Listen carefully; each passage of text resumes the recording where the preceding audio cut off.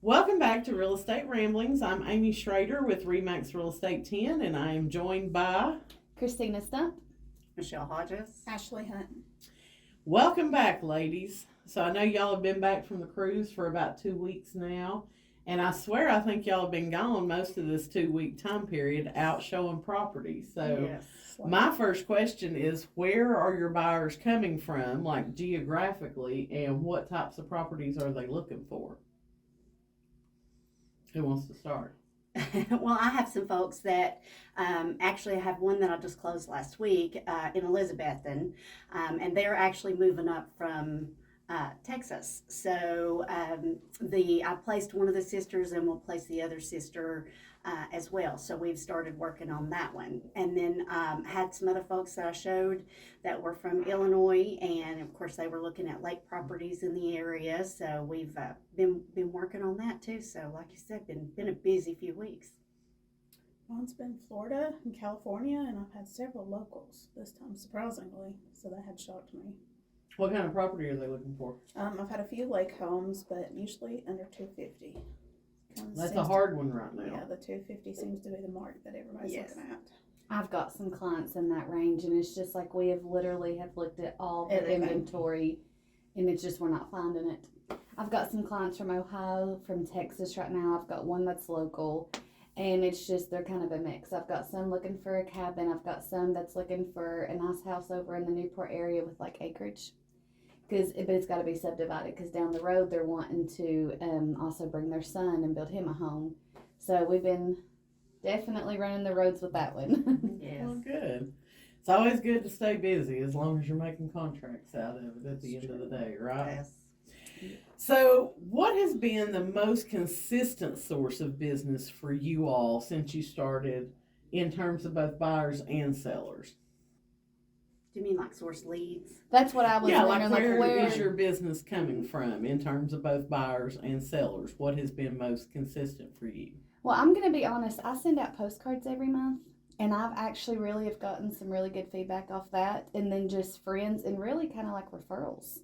That's been a big thing. In this business, it's kind of hard to find those leads all the time. Mm-hmm. So just staying out in the town, networking, being out in the community, and that's helped me more than anything. Okay.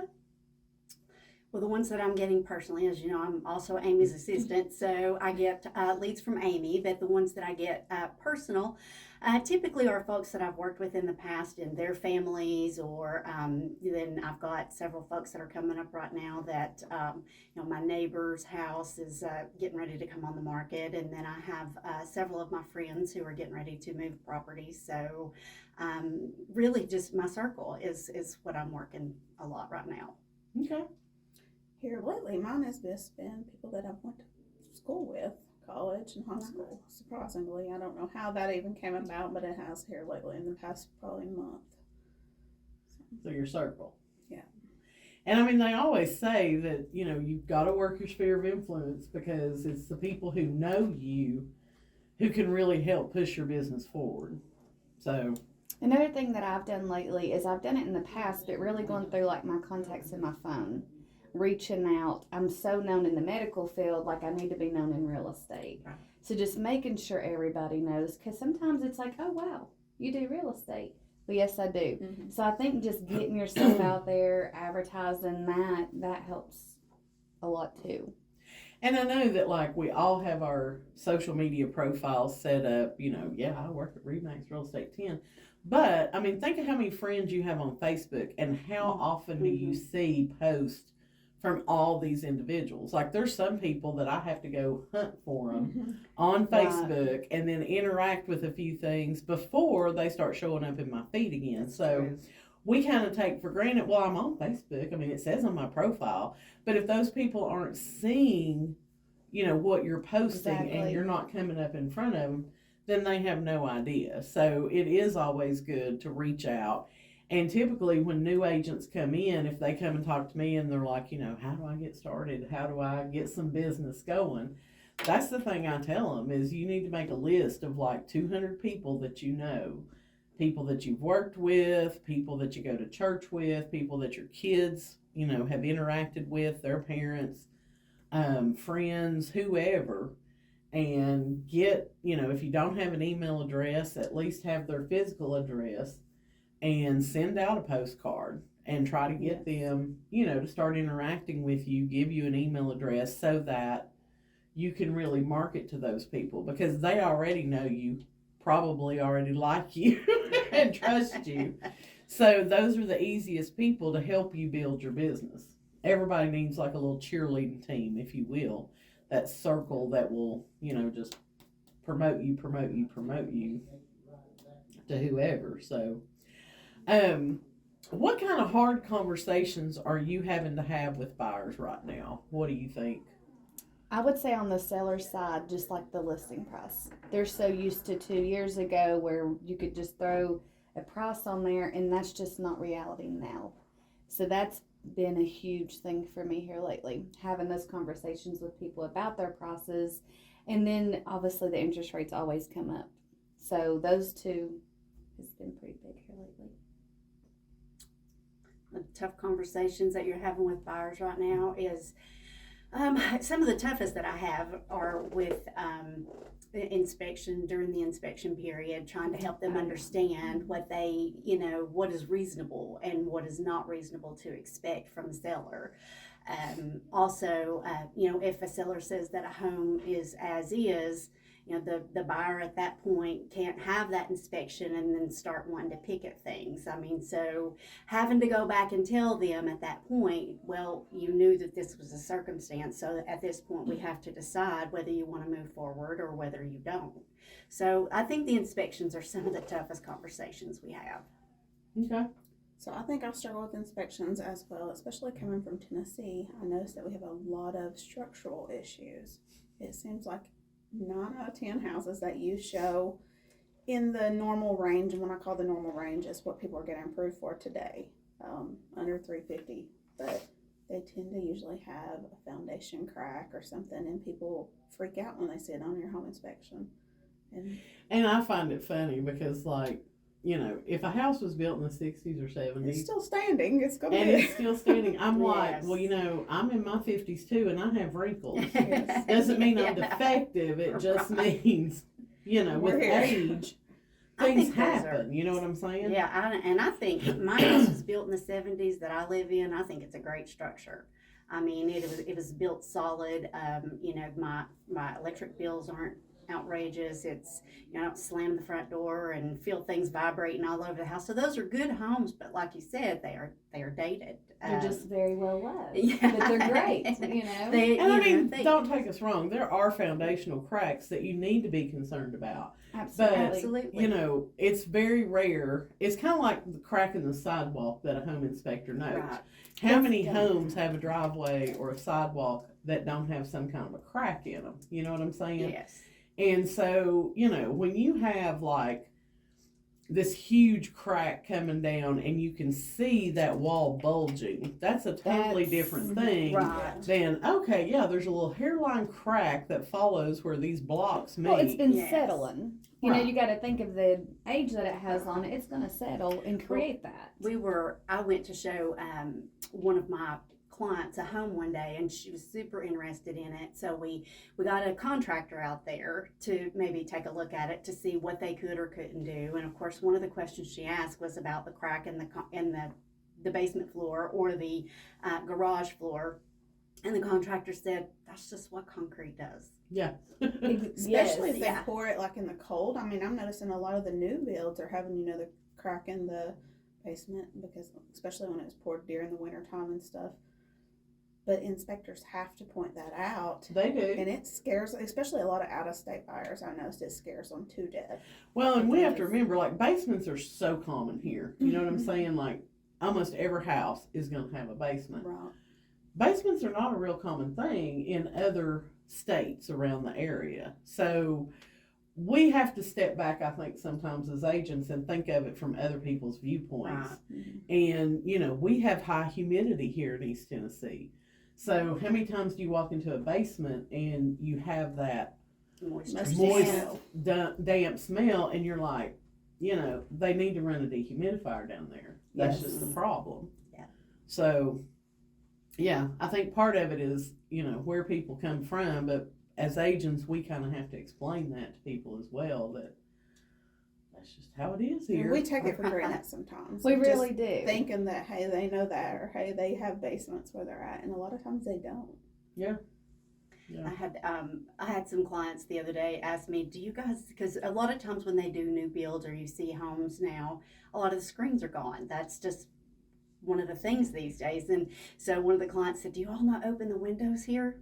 And I'm like, well, come to think of it, probably not a lot, because in Tennessee, first of all, it is very humid, and we tend to skip spring.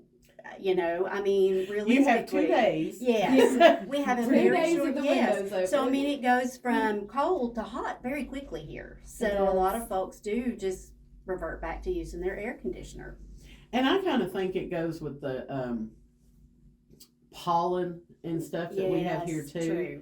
Because like during the spring, like now those Bradford pears are starting to bloom. And they Absolutely. stink at first right now. Yeah, and I mean you get all that stuff coming in. Like at my house, I love to open the windows, but it's It very tears hard you on up. me Yeah. sinus wise because I have so many allergies. So That's what I was about to say. My allergies get me, but now in the fall, I love to. I just can't help it. There's something Yes. about candles going, the windows are open. It just, And I we love actually it. have a fall here. yeah, so that's when I usually do it. We the do, most. but yeah. well, we have a spring. It's Right. just broke up. Like Little. we've had spring, and then now we're back to it's a little cold. And, Right. You Right. know, of Our course, spring every calls are weird. weekend it's gonna rain Right. right It's, now.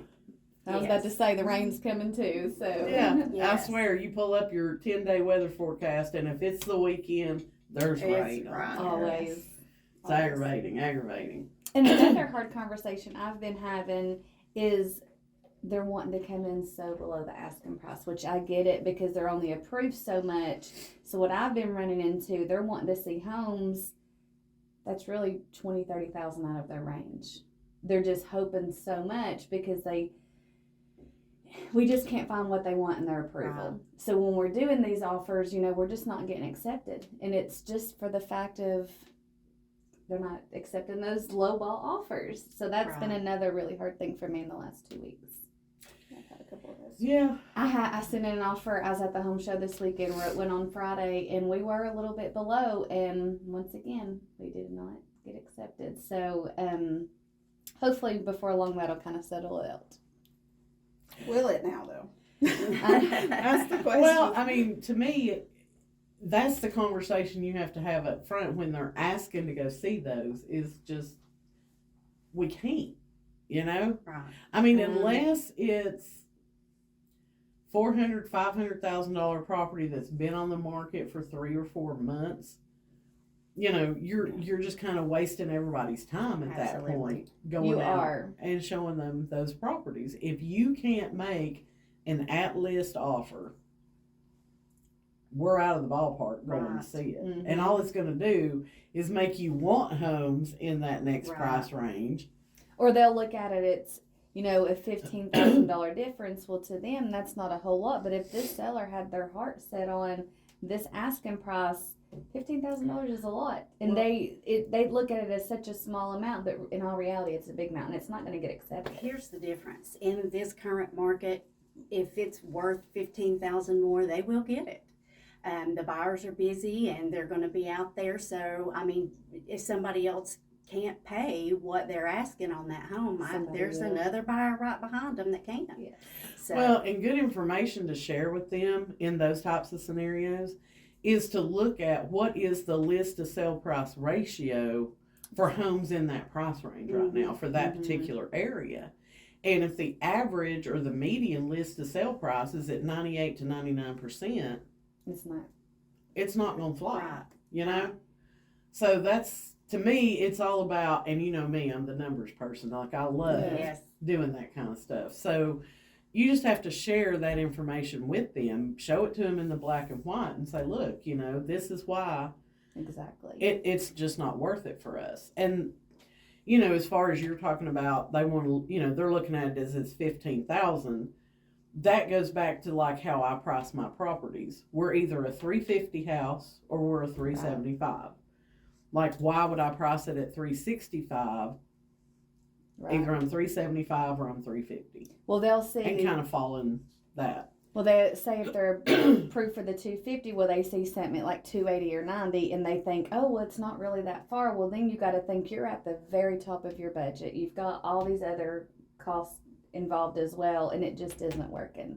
And you feel bad, like I want to find them homes so bad. Sure. But at the end of the day, it is what it is. And we did actually talk to them yesterday and just explained a lot about that. And I'm like, look, I'm here for you, but we can only do so much. From now on, we're going to have to only look at properties 250 and below. Right. Because I hate to say it in this way, but it's a waste of my time as well when I can be with Yes. doing 100 million different things when I know we're seeing something we shouldn't be, Right. Exactly. basically. So it just... That is a tough conversation to have. It with is, folks, 'cause you feel so but it's an bad. important conversation. It is, because it's Well, and then they wasting just get time. more discouraged if they're looking at homes and constantly being, refused. So, I mean, they Right. staying in their budget is important. That's why you get your pre-qualification. Right. And I mean, if you're looking at homes at 275 and you can only buy a 250, you're not going to find a 250 house Exactly. that satisfies you when you've looked at those Mm-mm. 275. Yeah. And that's why we tell people get pre-approved before you go look, Right. so that you don't fall in love with something That you can't do. that you can't afford. Do you guys notice that people get insulted when you ask them to get pre-approved beforehand?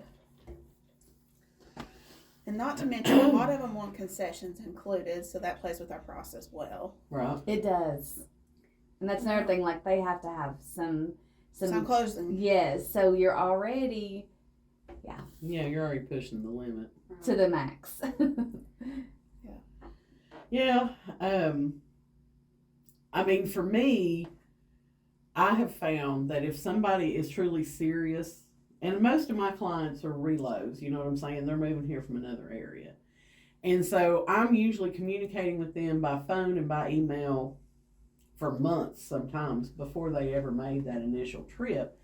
So for me, I wouldn't necessarily throw it into the mix like, the first couple of times I spoke with them. But definitely before they actually got here, we're going to have that conversation of, are you pre-approved? Are you, and I don't necessarily say it pre-approved. I'll say, are you going to be financing this? Or are you going to be paying cash for that purchase? And if they say, oh, we're going to finance it, 9 times out of 10, and when I was working mainly with buyers, they would say, now we've already lined up with, a lender up Yes. here, or, do you know a local lender that we can go ahead and get the process started? So to me, a serious buyer is going to take care of that. Like they already know.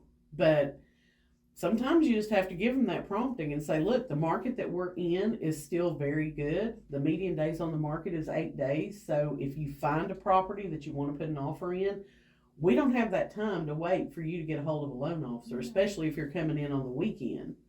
So we need to have that lined up and ready to go so that if you find the house you want to make the offer on, we have the ability to do that. And that's a hard conversation to have with them too sometimes, because we have so many agents out here that really don't even, I think, talk to them about the lending process. They rush to show them. Yeah, they're Just like, to let's have go show them, let's go show them. And then, if they're not having those conversations and you are, sometimes you come out as the bad guy in it. Yes. And I totally understand that. Yes. So how do you think that you add value as an agent in a time when most of the initial home search process is done online? Yes, everybody's looking at me, right? I would say getting out there and just kind of socializing and letting people get to know me as much as possible, because there is so much being hidden when you're behind a computer screen. People can sit and kind of Google and find out what they want to, but if they actually get to know you and be able to speak to you, I like to be able to contact them versus texting or emailing. I will email and text, but I would rather be able to communicate directly.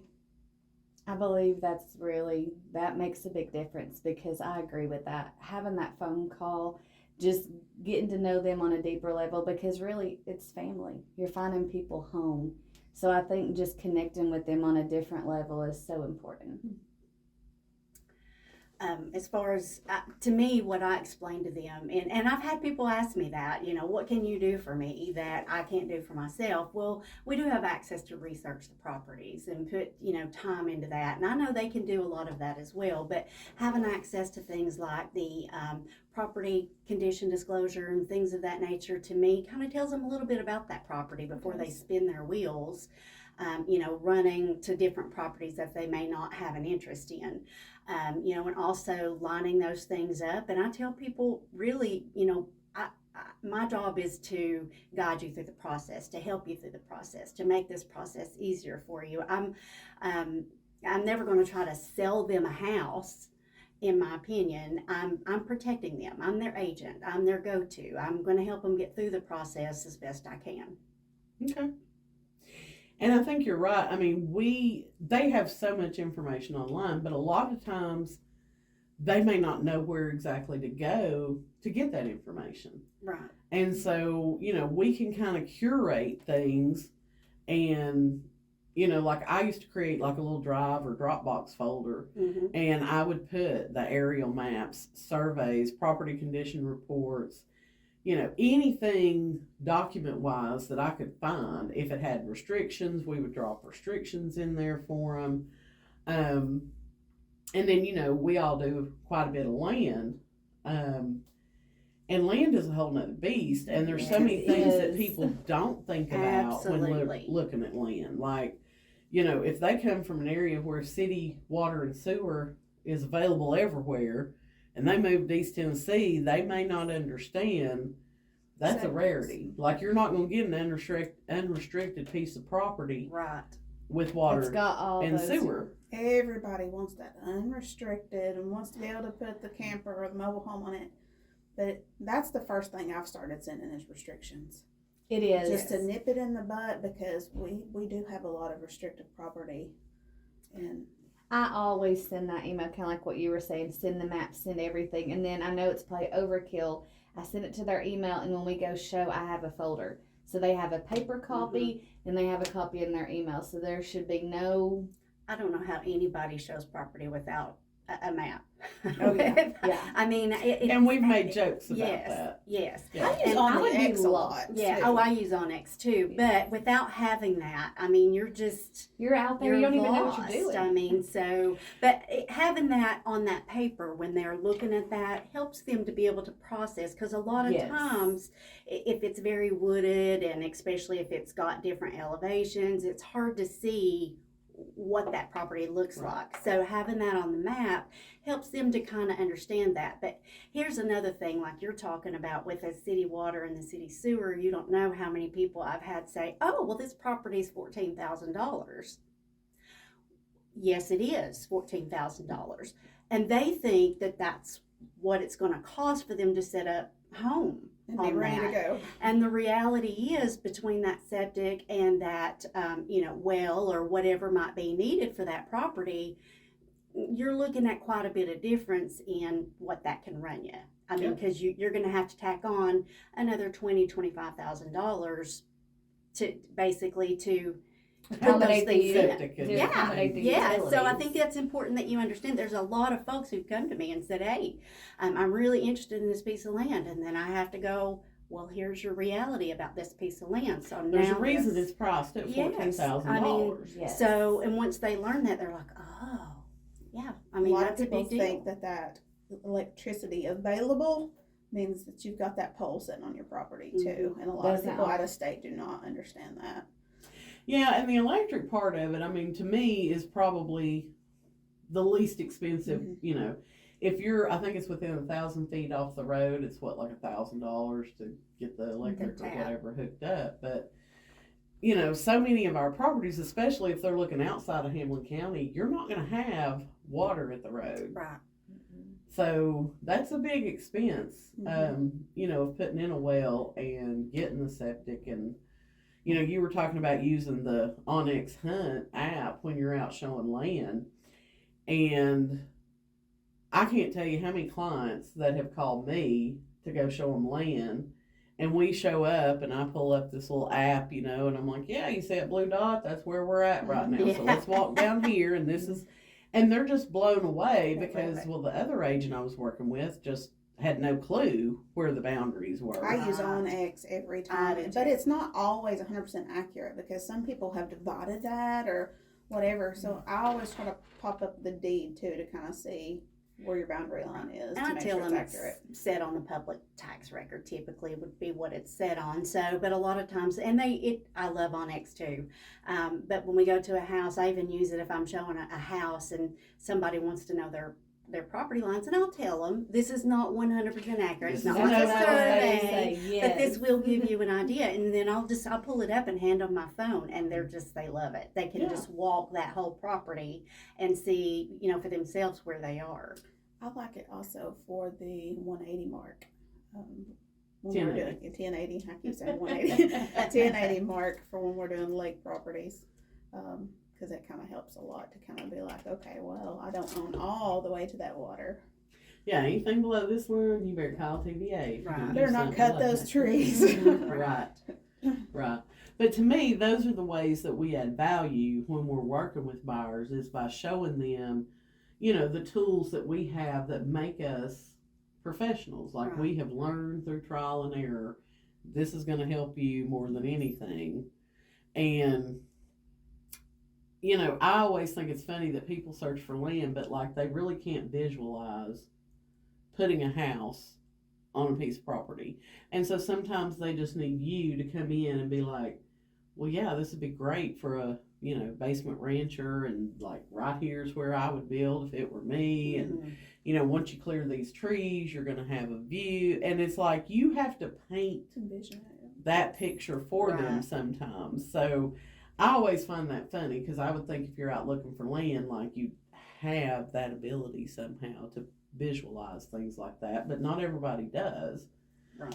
So that's what helps.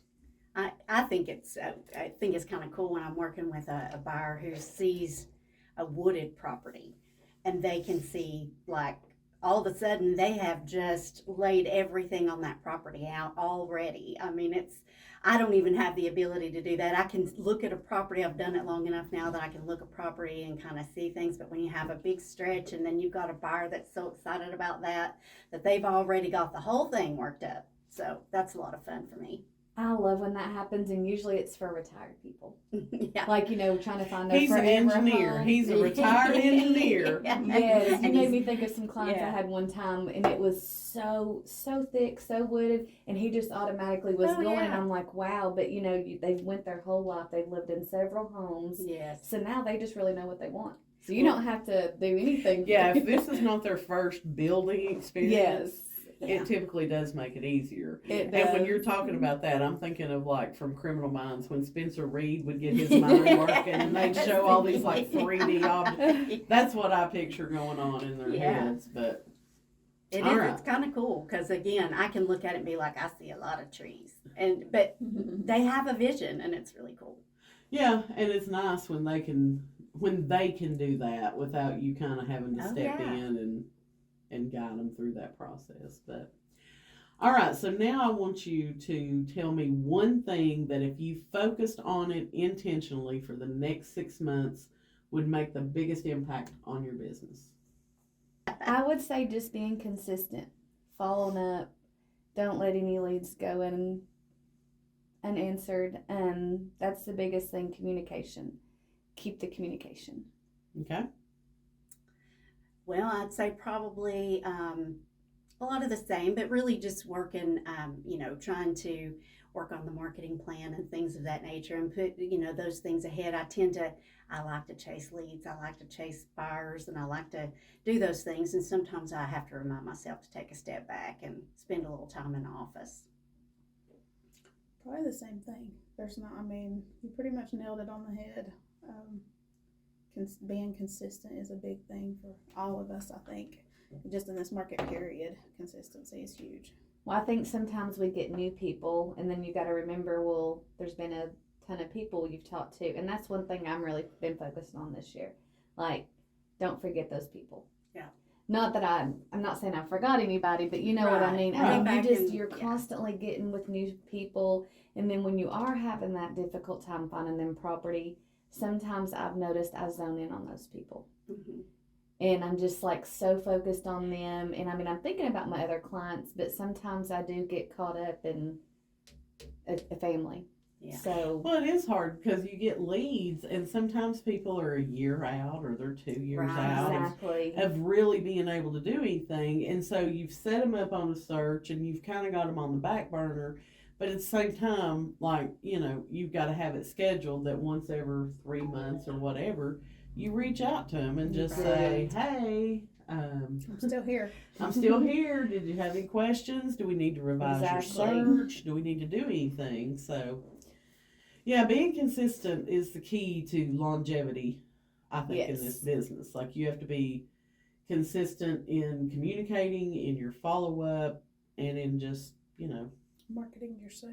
Well, the marketing. thing of it is, you might be sending them emails and it might have been a duration of however many months. Well, they've seen your stuff, but they've contacted someone else. Maybe they haven't heard from you. And it's so critical. I'm in my 3rd year now, and it takes a little while to kind of figure out the groove. And also, it's just hard to really realize what you need to do. So that is one focus I've got this year. Follow up, be present, and just be consistent. Organization, I think, has been my key one, going into my 2nd year, but mainly my 1st year, of just trying to figure out how to organize your leads. You get 1,000 numbers coming in and different text messages and stuff, and it's like, oh wow, It can be trying overwhelming. Really overwhelming. Yeah, so trying to be consistent on that. Well, and I'm going to tell you, if you put it on your schedule, then it exists. You know what I'm saying? If knowing that you need to reach back out to the older leads, plan an hour, 2 hours, once every other month, that's what I'm going to do, is go back through my CRM, Yes. pull up those older leads, and that's what I'm going to do for that 2 hours.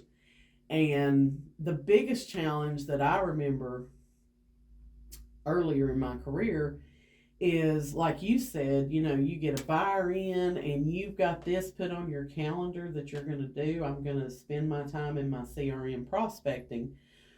Oh, but Joe Blow wants to come in on that day and he wants to start at 9 o'clock in the morning and look at property all day. And it's hard to tell those people, I've already got an appointment. But any appointment you put on your calendar with yourself to prospect is just as important as meeting with that buyer. Mhm. You know what I'm saying? Mm-hmm. And so, the things like doing the videos and posting on your social media, you've got to schedule those activities as well, because otherwise they get shoved to the back burner. Mhm. And then it's, oh God, I've not done anything on my marketing plan in 2 months. Or I've not talked to these people in 6 months. You know what I'm saying? So you've got to put that stuff on your calendar and then treat it just like you would treat it as an appointment with another person. It's an appointment with yourself. Right. And I have to say, you're just working with you, I have gotten better about keeping a calendar and keeping my things in it and things of that nature. But you are very good at that. So I think we can all learn from You that. can't look at her desk and tell it by no means, though. Now, don't be telling my secrets on here. But you That definitely have comes that pattern. from going 90 miles an hour. Oh, and yes. you have a limited amount of work time. So you come in, you throw something down. Okay, yeah, I'm going to get to that. Yeah. Amy, being the most busy person in our Remax office, has like the smallest corner of chaos. But she's got it. She She knows knows where it that's is. what I'm She saying. knows where everything is. That's I She's can hilarious. walk got in such there. a plan, and she lives by that calendar so much. And I've seen this. This is why I think this is very cool, and I kind of brought that up, that planning and putting those things in that calendar, because I see that everything she does pops up. She lives by that calendar.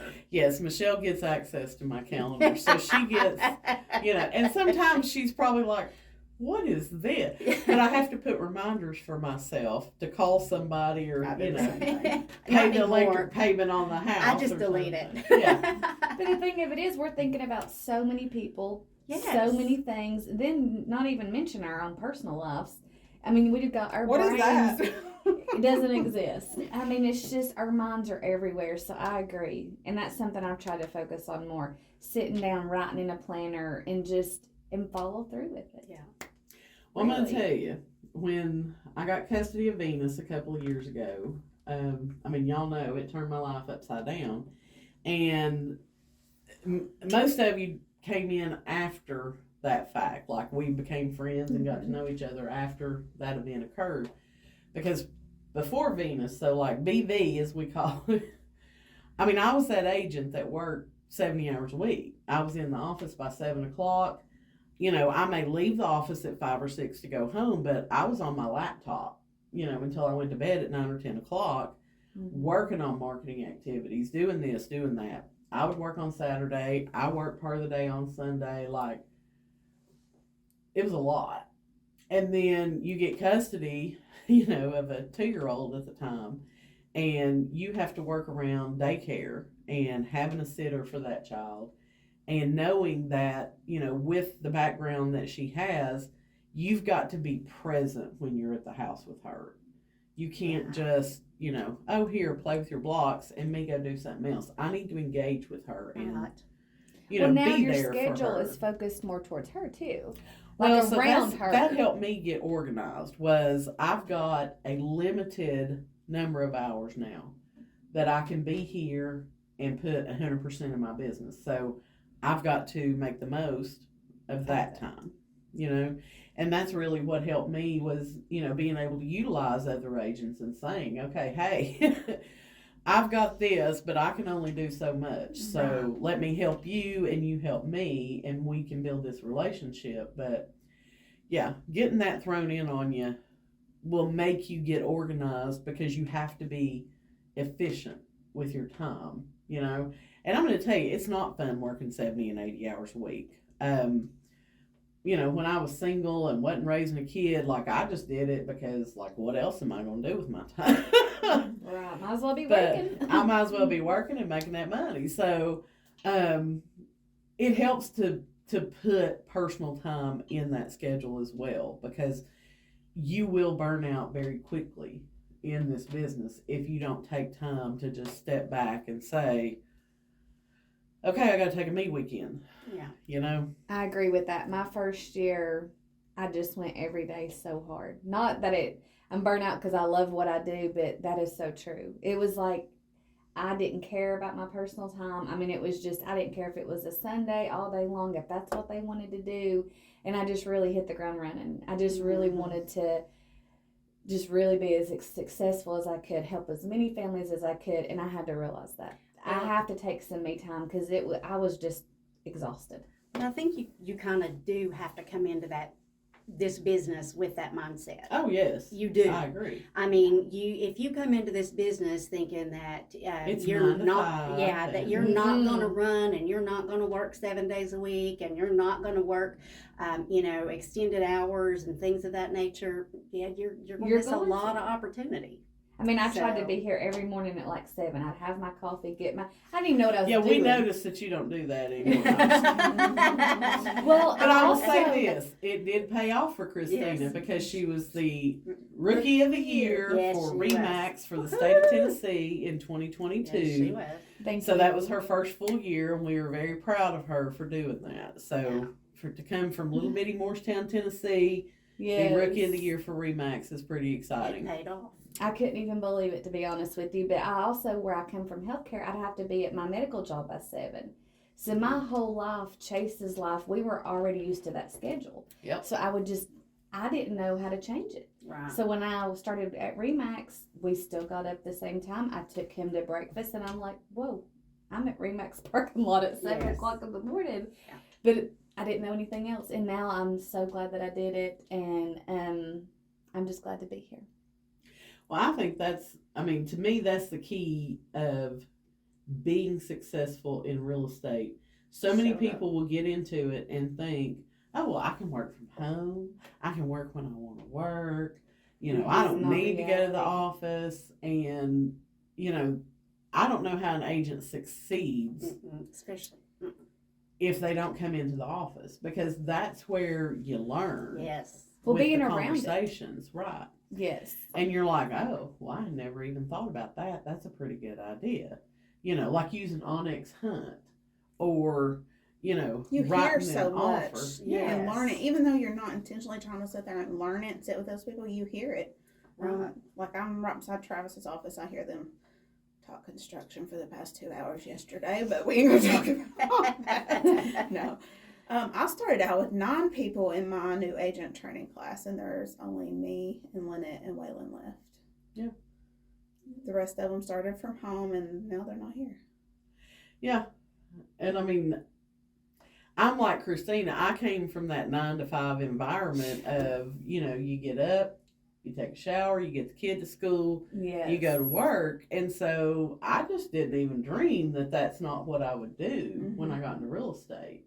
And I was always the first one at the office there, and I worked in Bean Station, and I'd be there making the coffee and everything else, and everybody else would come in, and they're like, what time did you get here? I'm like, about 7:30, I'm on my 3rd cup of coffee. Yes. So I ran a bell bonding business, but I always send the kids off to school and then just leave. But even in bell bonding, you've got to be self-motivated because you don't have to be at that office. They're going to call you because your number's at the jail. But if you're not out there pushing it, you're still in the same boat as you are here. So. Well, I have to be honest and say, when I first started, I really did think that working from home would be, now I knew I needed to be in the office a lot in the beginning because I was learning. And then I thought, well, no, you need the flexible and tried the whole working from home thing. I can tell you, I don't like it. It's far more productive and you learn so much more. It feels more like, and you produce so much more when you're coming into the office and you treat it, as they said, like a real job, not It just is a something real that job. you It is a can real do. job. I mean, that's what I'm Yes. saying, but Right. folks need to understand that. Right. You've got to come in and have, like you said, that self-discipline and come in and actually work it that way. If you don't have self-discipline in You're not real gonna estate, make you're it. not going to Yeah. make it. I mean, it's hard as it is. It I know is. my only experience with this whole let's work from home thing was when COVID hit. And, Marty lives with his mom and she's in her 80s. And of course, I visit with my parents quite frequently, and they're, they were about 80 at the time. And so when everything started shutting down, I just looked at Marty and I'm like, okay, we'll just work from home for a couple of weeks. That way you're not worried about taking this home to your mom. I don't worry about taking it to my parents. And I had a dedicated office in my house, like that was what that room was for. But, then you want to get up and you're going to the bathroom, or I would go outside to smoke on the deck and, I'd pass by the kitchen. Well, I could have a little snack, or, then you see that pile of laundry in the bathroom, and oh well, I could get that laundry started while I'm here. And before you know it, you're not being productive because you're doing the things in your house rather than being focused on that job. Well, and then it feels like you're never really at home and never really at work. You know what I'm saying? Because you're always kind of So I agree with you. Coming into the office makes a big difference. And well, to me, it's like you take that shower, you dress for work. you get know your what I'm mind. saying? You're not getting out of the bed, throwing on some sweatpants or whatever, and trying to work at a computer. Like you're putting yourself in, I'm a professional, I'm a realtor, I'm going to the office. My husband get in that struggles with mindset. that. He doesn't understand why I still come every morning at the same time. It's just part of it. I'm just like, it's just part of. But I did it, in bell bonding as well, and he never could understand it. He would leave, like he'd come for a couple hours and then leave. I'm like, you just don't have the same mindset as I do. So.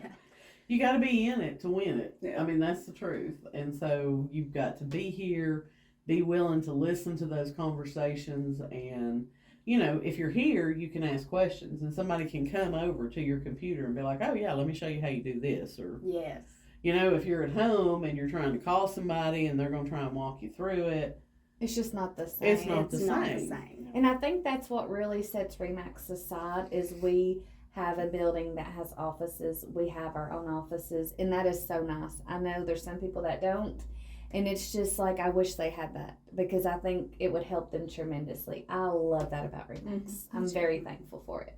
Me too. Yep, for sure. All right, so we've got about 10 minutes left. If you could ask me anything about my business, what would you want to ask me? What do you recommend is the best thing for leads? I know we even talked about it a little bit a few minutes ago, but honestly, like, what would you think is the most important thing that we could be doing to gain those really good leads? And I don't ever just say one thing because you can't put all your eggs in one basket when you're in real estate. Right. But working your sphere of influence is huge. And a lot of times it's just a matter of sitting down and thinking, who do I know? Like, do I stay in touch with those people? Do they know that I sell real estate?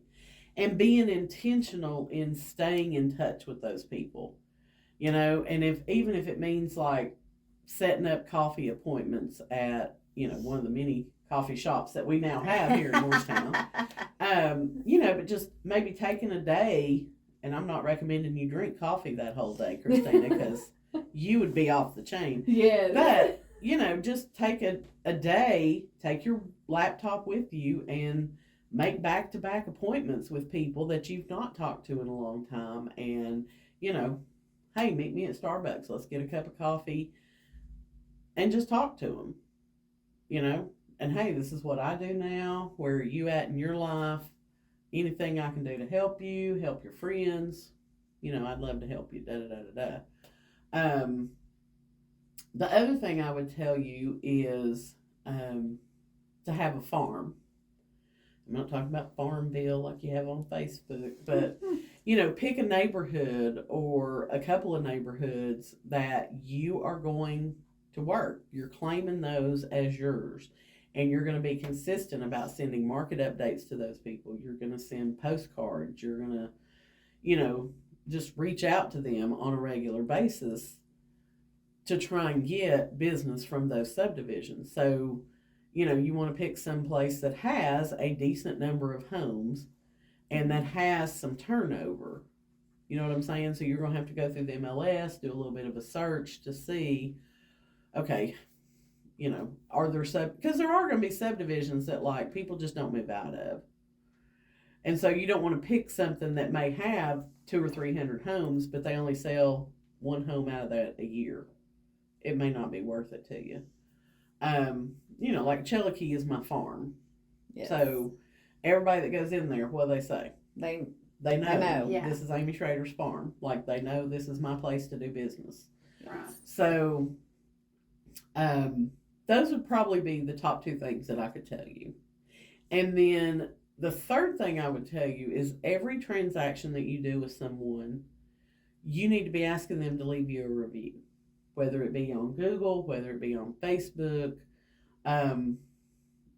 wherever, Zillow, wherever you want to send people. But you need to be asking for reviews because that is third-party verification that you know what you're doing. And so, if people are doing all this research online about, realtors in the area and this and that, they come across you, they're going to go look and they're going to see what do other people say about Christina. If you don't have any reviews, then they don't know what to think. Right. So you want to be pushing to get those reviews. You can use ChatGPT to create like a little email that you send out or a text message that you can send. But that needs to be a consistent thing that you do. And with real estate, obviously we have so many fees. We spend a lot of money a year to do this business. Oh, yes. As far as marketing goes, that's where sometimes I have a hard time balancing because it's like I only want to spend so much money towards that, but I also want to spend enough to, advertise myself well. So, finding the right amount to spend is just sometimes I just never know really where to start, I guess. Sometimes. Or the right place to spend it. Yes, because it's like I want to utilize my money in the best way that I can. That's going to maximize my business the best. Buying leads from these websites, I try to tell every new agent this, and about 75% don't listen to me. Never pay for leads online because they're selling them to you and 3 other people. And 99% of the time, the calls you get are going to be, do you have any rentals? Would they do rent to own or owner financing on that?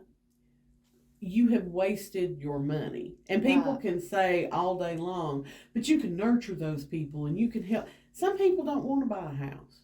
Some people want to rent forever. Some people are never going to get their credit built up to be able to buy a house. So to me, now, when I started in 2012, online leads was a new thing. Okay? And at that point, Zillow had a program where you could pay like $25 a month and you got leads. Did I invest $25 a month with Zillow? Yes. I sure did. Mm-hmm. Sure did. And then the model changed and then they started charging more money.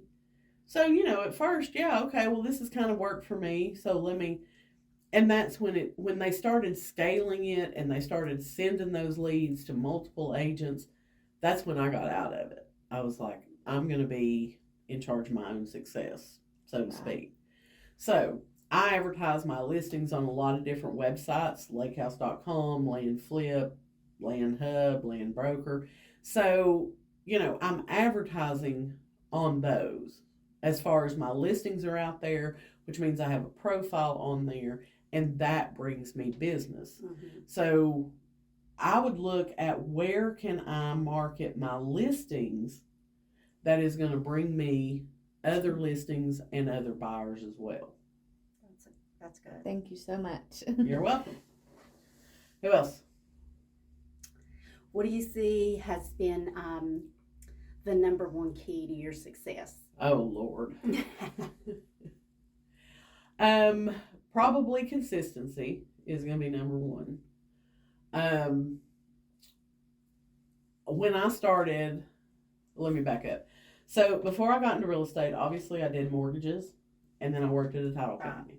So I had kind of seen all aspects of real estate and I had been like the outsider looking in. And when I worked at the title company, my job was business development. So it was my job to create relationships with realtors to get their business at my title company. And I read anything and everything I could about real estate and how to generate leads, how to make money, how to be successful, and would try to, have conversations with agents and share that information. And I had, I don't know, maybe 3 or 4 people who, kind of listened to what I said and really tried to implement those things and put them into practice. And a lot of agents were like, yeah, that sounds really great. That's a good idea. And then they never did anything with the information. So when I got into it, I thought, well, I guess I'll just put all that stuff to work for myself and let's see what happens to it. And, it just kind of grew. And I'll be honest with you, like when I started selling real estate, I never anticipated being where I'm at today. I'm a very competitive person. And so, when I moved to Remax and they've got their little top 12 list for the month, yeah, I wanted to be on that list. I never dreamed I could make it to number 1 on that list because I'm not a salesperson. You know what I'm saying? Like that's totally against my personality to say I'm in sales because I'm not really trying to sell anybody anything. I feel like being good at marketing and understanding that I am marketing myself more than I am marketing a property has really helped me to hone in and do those things. I still like to read. I don't get the opportunity to do that as much, but I'm always trying to learn what are the things that I can do to improve the business that I have and to keep my clients happy, to get new clients and things like that. So like back when I was with the title company, everybody kind of laughed and called me the tech queen because I knew all about the new technological stuff that was coming out. I used it, would try to teach people how to use it. And so I don't get the opportunity to do that as much now as I used to, but I still like to be on top of what are the tools that are coming out that agents can use to improve their business and how can I put them to use.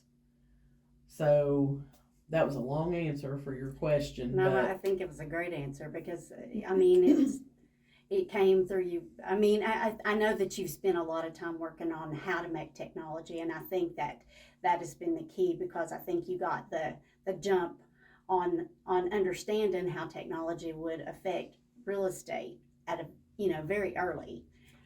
Well, I know when Monty and Travis approached me and got me to come to work at Remax, recruited me, if you will. My business model was completely different than anything that anybody here had really done. And so as I have, had success the past few years, Monty has always made a point of saying, you became successful working online leads. And not all of them were online leads, but I embraced the technology Yes. when a lot of agents were putting it at arm's length and, oh, that's never going to last. And, social media is just a fad and all that kind of stuff. And I kind of took it in and said, well, let's see what happens. Right. I've got nothing to lose because most of the time that stuff was free. So that's one thing he said is you took a model that nobody really understood and made it your own. So I would like to ask you, okay, you've kind of took us three kind of under your wing. Why did you not ever become a broker yourself? I do not want that responsibility. I mean, you that have is- it anyways. I don't. If Ashley Hunt gets sued tomorrow, guess who's not named in that That's lawsuit? true. That's true. Amy Shrader's not going to be a part of that. Okay? I'm actually taking my broker's test this Thursday. I have no plans on leaving this company. I have no plans on opening my own brokerage. I don't want that. I want to focus on me and my business. And I don't want to be responsible for what you all are out there doing. And you're right, to a part I am, because I'm here to help you in any way. Mm-hmm. But, I know if Amy Shrader gets sued, guess who else is getting sued? Remax and Travis Earls. It's true. I'm not the only one out there. And I don't want to know that I could have an agent working for me that's out there running their mouth about something they don't know anything about and getting sued, and then I'm going to be in trouble for it. I don't want to have to be responsible for those people. I just don't want to have to deal with all that. Makes sense. I'm happy working here and doing my little thing and Teaching seeing how us. far it goes. You know what I'm saying? I'm happy with teaching, but you all understand that I have limited time. Y'all are very respectful of my time. Hey, I know you're busy, but do you have just a minute? Da-da-da-da-da. And when I say, I can't right now, I'm taking care of a 4-year-old who's being a whiny butt. Y'all get it. You know what I'm saying? So I have no desire to do that. And the only reason I'm taking my brokers is because I have been doing this for 12 years. You know what I'm saying? So I will have it if I ever need it. My ultimate goal is to be able to retire someday, hopefully in 12, 13 years, and still be able to run a referral business. And that way I'm not paying franchise fees. I'm not paying a desk fee anywhere. I can be my own company at that point and send out those referrals and still generate passive income. Makes Nice. sense. So, I'm excited for you. Well, thank you. But yeah, I have no desire. But you're not retiring right now, so just stop. Yeah. Lord, no. I'll be working till I'm 70 probably. I'll be the next Probably. Fred Day of the office, I guess. Please don't go around telling us every day. No, my original plan was to retire when I was like 63, 64. And now that I have Venus, I just don't know if that's still going to be feasible because, school. Sure. All right. Anything else y'all want to add to the discussion? Nope. Let's go out there and have a good week. All right. Thank you, ladies. Thank you. Thank you.